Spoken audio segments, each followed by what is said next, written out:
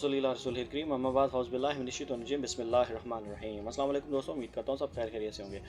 ایران اور اسرائیل کے درمیان ایک دفعہ پھر جھڑپ ہوئی اور ایران کے ایک مین آرمی آفیسر جو ان سے ہیں وہ شہید بھی ہو گئے۔ اللہ تعالیٰ ان کی مغفرت فرمائے، آمین۔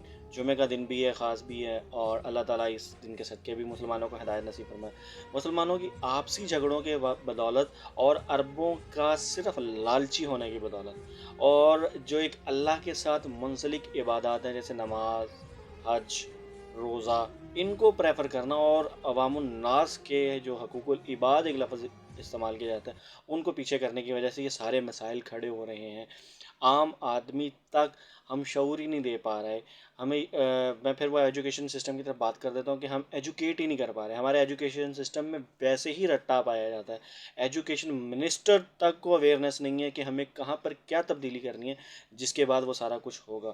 آؤٹ سورس اسکول ضرور کر دیے ہیں کہ جی رزلٹ آئے، ٹیچرس ٹریننگز ہو رہی ہیں، لیکن ٹیچرز بھی تو وہ ہائر کیے جائیں نا۔ ٹیچرز کو ٹریننگ دینے کے بجائے ہائر وہ ٹیچر کیا جائے جو ٹیچر ہو۔ ٹیچر ڈیمانڈ کرتے ہیں جی جناب ہماری عزت ادب احترام ہو، لیکن ٹیچرز خود کرپشن کر رہے ہیں اپنے جاب اور اپنے ڈپارٹمنٹ کے حوالے سے۔